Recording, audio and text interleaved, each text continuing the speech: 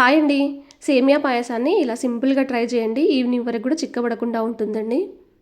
First ఒక వెడల్పాటి కడాయి తీసుకొని ఒక 3 టేబుల్ స్పూన్ల వరకు నెయ్యి వేసుకోండి. చిన్నగా కట్ చేసిన బాదం పప్పు, జీడిపప్పు అలాగే ఎండు ద్రాక్ష కూడా వేసుకొని దోరగా వేయించుకొని ఒక బౌల్లోకి తీసుకొని పక్కన పెట్టేసుకోండి.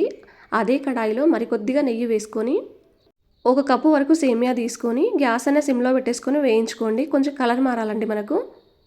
ఇలా వేయించుకున్న తర్వాత కాచి చల్లార్చిన పాలండి. మీరు ఏ కప్పుతో అయితే తీసుకున్నారో అదే కప్పుతోటి 3 వంతులు తీసేసుకోండి. నేను 3 కప్పుల వరకు పాలు తీసుకున్నానండి. 50% సేమియా ఉడికిన తర్వాత ఇలాచీ పౌడర్ 3/4 కప్పు వరకు షుగర్ వేసుకోండి. తక్కువగా తినే వాళ్ళైతే 1/2 కప్పు వరకు వేసుకుంటే సరిపోతుందండి షుగరు. వేయించిన డ్రై ఫ్రూట్స్ కూడా వేసుకొని మరొక 1/2 కప్పు వరకు పాలు పోసుకోండి. పాలు పోసిన తర్వాత ఒక 2 నిమిషాల పాటు ఉడికించుకుంటే సరిపోతుందండి. ఇలా చేస్తే పాయసం అనేది ఈవినింగ్ వరకు కూడా చిక్కబడదండి. ఈ రెసిపీ నచ్చితే లైక్ చేయండి.